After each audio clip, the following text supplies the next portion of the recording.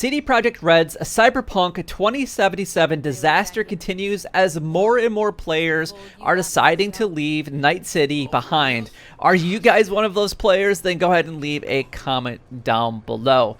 Now, before we actually dive into the episode for today, I do want to go over just a few of my thoughts and opinions. Now, this isn't necessarily going to be a review because there are a lot of interesting statistics behind why more and more people are actually choosing to leave Cyberpunk 2077 behind and Night City for good. Now, I really hope that this changes. Personally, I enjoyed Cyberpunk 2077. I thought it was an okay game. I'm not necessarily going to give it a perfect 10 out of 10 score because it definitely was not a perfect game, and in my opinion, no game is. However, there is some things that could have definitely been improved. That being said, again, this is not a review, but we wanted to go ahead and dive into some of the statistics that are why people are choosing to leave Cyberpunk 2077. Was it a good game? Yes. Could it have been better? Yes. Could things have been done differently? Absolutely. Is it the worst game on the market? No. Absolutely not, and I don't think, personally, CD Projekt Red should have suffered as much hate as they actually had when Cyberpunk 2077 was first launched. But anyway, if you guys are enjoying my episodes, make sure that you guys go ahead and like, comment, and subscribe down below. It would help me out a lot and is greatly appreciated. Also, don't forget to share these videos with everyone that you know and everywhere that you possibly can, because ultimately it does help my channel grow, and as I grow, then that means I can bring more content just like this to you guys in the very near future. So honestly, it just appears that things just couldn't get any worse for CD Projekt Red, but it has. It actually has. After a disastrous launch, which saw considerable backlash about the state of the final game, it seems that PC players and console players alike are ditching the game in masses. So, after hitting a record-breaking debut, it saw over 1 million players adventuring through Night City at the exact same time. Now, this is actually according to some statistics on December the 12th, so 2 days after the game was originally released. However, since that time, there has been over a 75% loss of the player base just on Steam Edition alone, and it's actually growing quite high on console editions as well.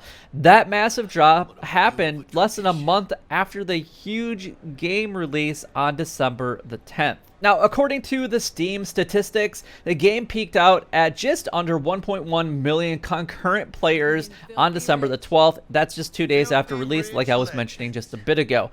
The game has already seen a steady decline since then, and as of the last 24 hours, there was less than 150,000 people playing at the exact same time, and it is slowly decreasing, or steadily decreasing, faster and faster as even this. Now, as of yesterday, when I looked at Twitch, when people were actually live streaming it, the current viewers for Cyberpunk 2077 was just a little over 8,000 people watching a live stream of Cyberpunk 2077. And with Rust changes, I don't really play Rust, but it was actually at 1.5 million player views. So a game that's 2 years old, at 1.5 million people currently watching it, versus a game that was not even a month old, only at just over 8,000. You guys can kind of see the difference in where the player base is actually going here. Now, the peak over the last 7 days is just a little bit higher. It roughly comes in about 225,000. However, that was as of a week ago, because now it's a brand new Saturday, and as of January 2nd being a Saturday in and of itself, more and more people do play games more on the weekend. And considering that it was a holiday weekend last week after New Year's Day, more and more people should have had the time and opportunity to play the game that they truly wanted to, and only having 225,000 people playing at the exact same time, that kind of is a big ouch for Cyberpunk 2077. Now, I can only assume that these figures will continue to fall and drop until CD Projekt Red releases a significant update. However, there is 2 updates that are supposed to still be coming, one in January and also in February, but what is actually going to be in those updates is to yet be determined. Now, They did say in a news release that they want to focus a lot of attention on bugs and glitches. However, in my opinion, I don't think this is going to be a significant update to really get people to come back to playing it. Here's the reason why. The reason that I don't think more and more people are going to come back to play is, one, you either have the player group that sold and got rid of their game or asked for a refund and are no longer played, and the bugs might not necessarily even bring them back. And then you have the group of players that have already beat the game, and if they're only going to go back and fix the bugs, that doesn't really give them a reason to truly play the game potentially again.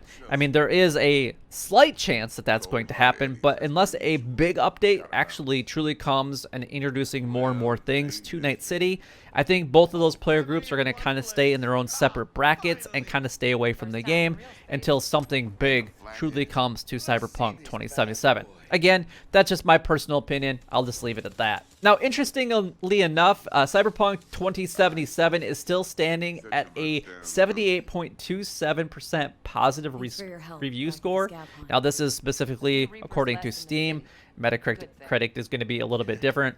And that roughly has 280,000 positive reviews compared to the 77,000 negative ones. Now, that is still obviously a big difference, but it's still a 78% positive review standing, which makes it still almost an 8 out of a 10 game, which is still pretty decent in my opinion. Now, to me, that suggests that players aren't necessarily leaving the game because of the problems and glitches like I previously stated, so I don't necessarily need to repeat myself again. I think it's because people have moved on just to a brand new game. Now, games will always see a huge drop in the players after release, though typically it does take a little bit longer for people to move on to something else or something better.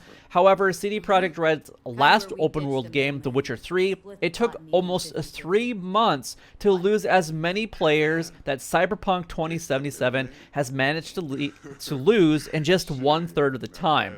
So, Witcher 3, their last game that came out years ago, versus a brand new game that's been hyped up for a very long time, took 1/3 of the time to drop its same player base. Now, that is absolutely insane. The game's current review score suggests that players don't necessarily dislike the game, even though people aren't really even playing it anymore. One of the biggest criticisms leveled at Cyberpunk 2077 is how extremely short the main quest is. It clocked in at about 30 to 40 hours, depending on how fast you just dove right into the main quest. But that aside, there's actually a lack of side quest, so it could be easily seeing people leaving the game because people are just running out of things to do. And honestly, the side quests, if they only took a couple minutes of time, most of the side quests could be done. If you spent an hour or two, almost all of them could be done very, very quickly. Now, another reason that people could have been leaving Cyberpunk 2077 is just waiting for the next major rollout for the fixes and content updates. So at that point, they might return to Night City, but fresh content is always a draw and will actually bring people back, like I was trying to suggest earlier, as is the ability to play a game without the bugs and glitches that have plagued the gamers so far since the original release date of December the 10th. A Cyberpunk 2077 patch for the PS5 and the Xbox Series X is expected to come out in the next couple of months. Not only will it promise to boost the game's visuals on the new consoles, but it could also see a new wave of players give the game a brand new go-around. However, CD Projekt Red will need to have Cyberpunk 2077 to be completely bug-free by then, so its repair to somewhat damaged reputation that was dragged down by the game's crappy launch, that other controversies surrounding in its development. But that is everything that I really kind of wanted to go over in today's episode. If you guys did find this interesting, then go ahead and like, comment, and subscribe down below. It would help me out a lot and is greatly appreciated. But until next time, YouTube, you guys keep doing what you're doing because you're already doing it, and you guys stay gaming. Which is